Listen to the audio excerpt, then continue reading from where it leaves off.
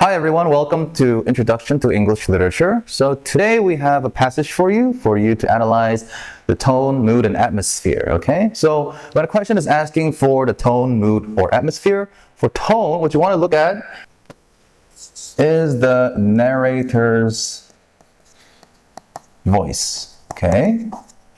And for mood, we want to look at the reader's feelings. Okay. 그리고 lastly, atmosphere. We want to look at the setting.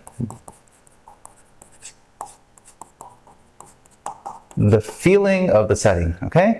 So let's go through this excerpt by looking at some of the literary devices that it decorates this excerpt. Okay, so Grapes of Wrath. Before I actually introduce this text, let me give you some background information. So this book is by John Steinbeck, and it's set in the Midwest, where farmers have lost all their crops due to a severe drought, and they are selling all their farm equipment and moving to west.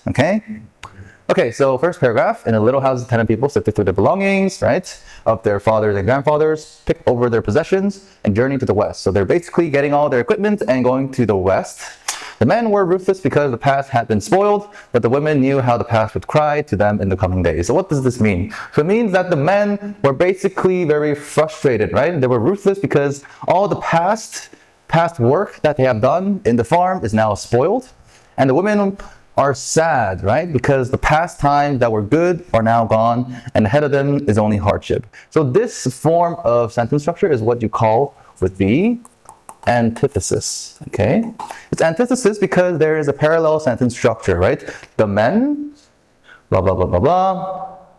The women, blah, blah, blah, blah, blah. So they have two similar sentence structures, and it's the opposite. One is the men and one is the women. Okay, so this type of literary device is called antithesis.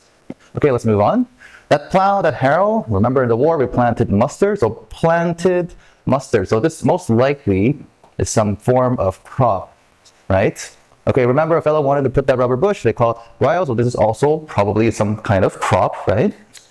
Get rich, he said. Bring out those tools, get a few dollars for them, $18 for that plow, Sears Roebuck. Okay, so the important thing here is get rich, he said. Right, so this is another literary device where you can say it's an inverted syntax. Okay, so syntax is just basically the sentence structure. Okay, sentence structure, syntax. Right? So typically when you would want to say this phrase, you would say, he said, get rich, right? But the syntax is inverted, which says get rich first, and then he said, right?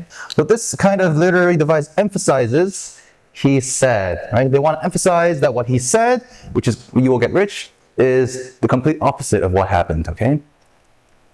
The heart is cart cedar, little bundles of hoes. So these are all farm equipment. All the farm equipment, they bring them out, pile them up, load them in the wagon, and take them to town. And they will sell it for what you can get, sell the team in the wagon, the horse in the wagon, and yeah, because they have no more use for anything anyways, okay? So, this is also another literary device because let's say you want to write the sentence in a typical essay, right? You would typically use conjunctions or transition words like bring them out and then pile them up, afterwards load them in the wagon, finally take them to town, right? But here you don't see any type of conjunctions or transition words, right? So this type of literary technique where you don't use any transition words or conjunctions is called a syndeton. All right?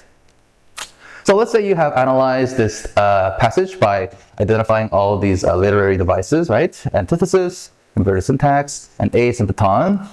Now you got to choose the tone, mood, and atmosphere and support it with evidence. And evidence meaning literary devices. Okay, so let's say the tone is, let's say the tone is bitter, okay?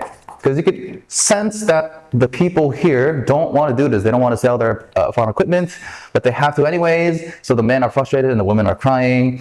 Okay, so the tone must be bitter, right? And for the evidence for tone, you can say the inverted syntax, right? Because here, the inverted syntax kind of shows frustration and bitterness towards the person in the past who said, buy all this farm equipment and these crops, you will be rich, right? It also has a feeling of sarcasm as well. Get rich, he said, right? So the inverted syntax can be used to support your argument that the tone is bitter. Okay, next, mood. Okay, mood. Let's say the mood, that's right here. Mood, right? The feeling that you feel as a reader. So obviously, tone, bitter, atmosphere, this is English literature, so there's no right or wrong answers. But one mood that you could be feeling would be tense, okay? So this is a very common mood that is often in English literature because whenever the author or the narrator wants to establish conflict, they try to set the mood as tense as possible, okay? And as tense as possible because the use of antithesis here, okay? So the men are ruthless, they are frustrated, women are sad. So this environment, there's a lot of emotion, charged emotions, and there's a lot of action, a lot of things going on at the same time. So the reader could feel tense, they could feel a sense of unease because when people are frustrated, when there's a lot of emotion, you don't know what's going to happen next, right? So the mood can be tense. It's the feeling of the reader, remember? And lastly, let's look at atmosphere again. So atmosphere is the setting. The feeling that the setting gives you, right? So here, I would like to say the atmosphere, write it here. Atmosphere would be hectic, okay? Hectic or busy, okay?